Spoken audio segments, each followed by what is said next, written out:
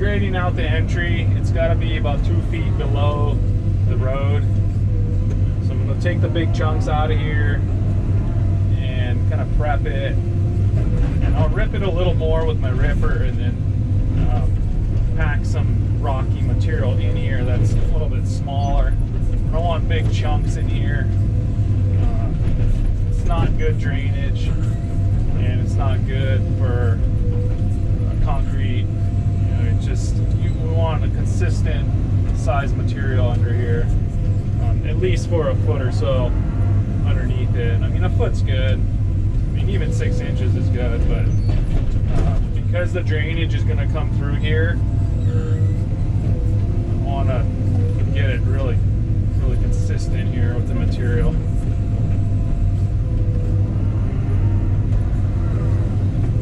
So a lot of guys won't take the time to do this kind of work, but you know, I want to do it right. It's pretty easy. I got to rip this spot down anyway.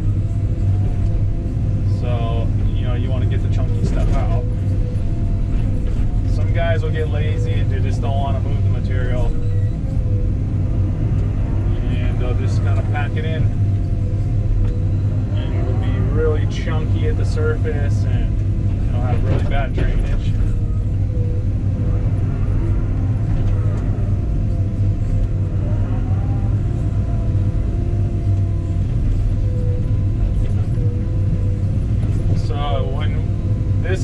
Grade's got to be 2 feet below the road here, but I want to go about 3 feet below because I want to have at least a foot of consistent material underneath.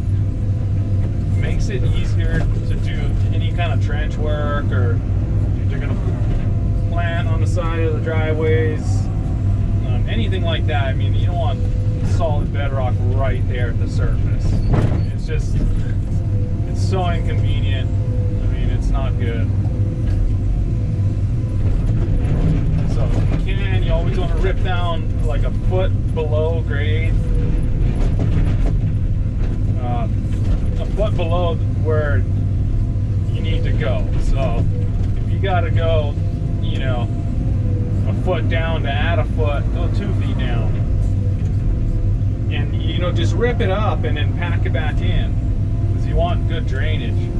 So if you don't do that, then it's not good drainage, and you're going to have issues with ponding, and you know, it just helps with the drainage, and it makes it easier to get the grade. You know, when you only go a foot down and you got some high spots and you're eyeballing it, and then you got, you know, there's a hump that's, you know, right at the surface, and you got to go bust out your hammer again just for that. It's like, just go 2 feet down, and you know, easier to level the material out. You're not hitting humps and damaging your blades and all that kind of stuff. You know, you bring in the track loader or skid steer and you know, you hit a little hump that's sticking out 1/2 inch and destroy your edge of your bucket. You know, that's not good. So little things like that, you know, you want to think about.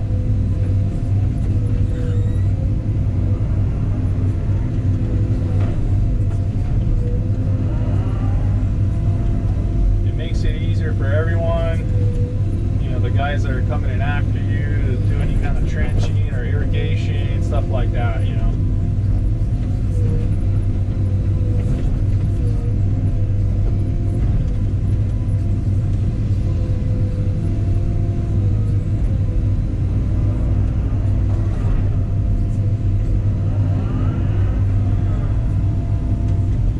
All right, go forward a little bit. I can kind of keep the material here, and I mean, I'll take some of this out because it's got to go down, but it's a good rocky material. There's not a lot of dirt here. So let's see, we made a mark at the 15 foot.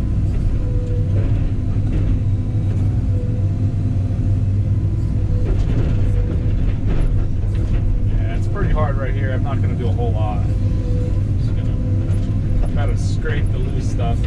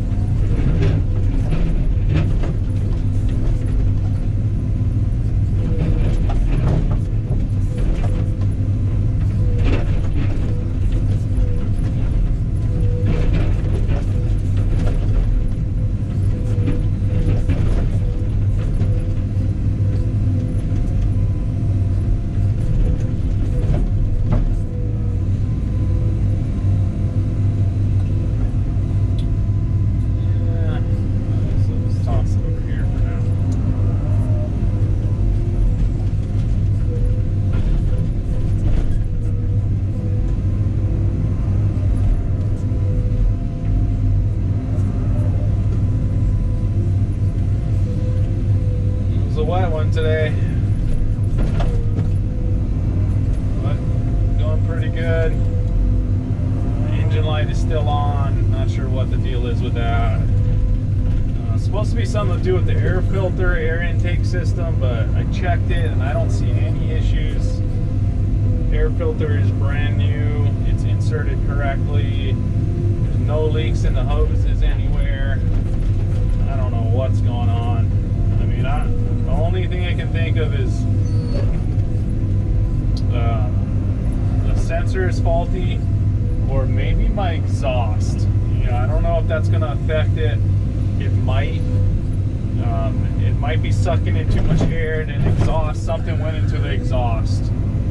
I'm thinking maybe like a bird made a nest in there or something like that. I don't know. Rat went in there. Who knows? So I might take the exhaust off, but I gotta check the service manual and see. That might be the case. So I don't know.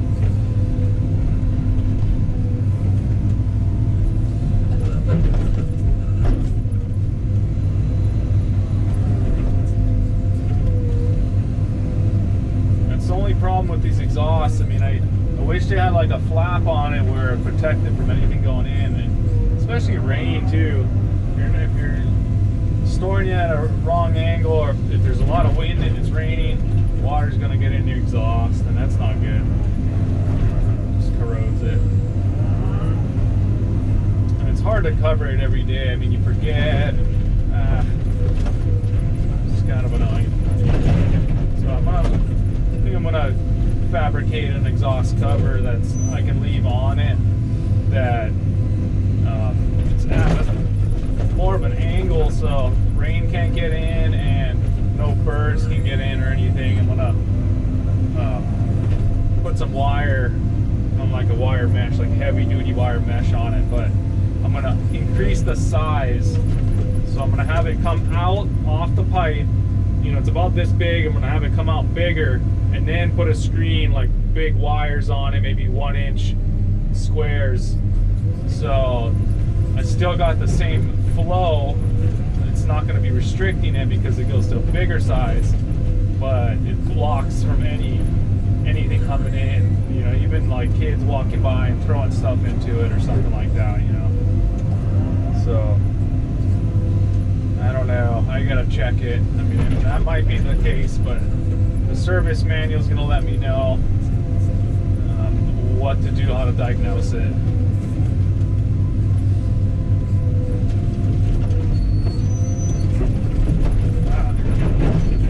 Perfect rock right here.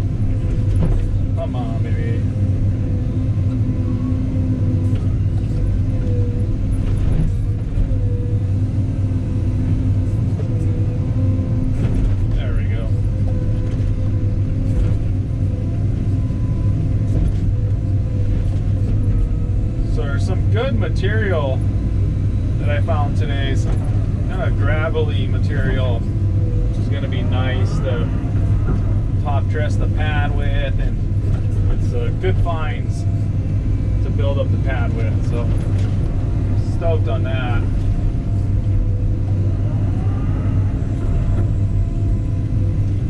And once they start ripping, I'm going to get a lot of it. There's what we call a pahoehoe layer.